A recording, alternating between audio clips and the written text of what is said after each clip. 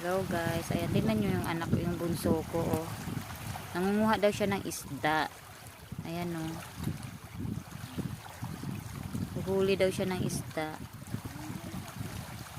Ayan, oh. Kanina pa yan, eh. Nanggigigil siya sa isda, gusto niyang kunin. Asan na? Asan na yung isda mo? Dali. Oh. Makatukang sila rin pa po. Walang huli. Kaya nanguhuli siya ng isda, guys. Tignan niyo.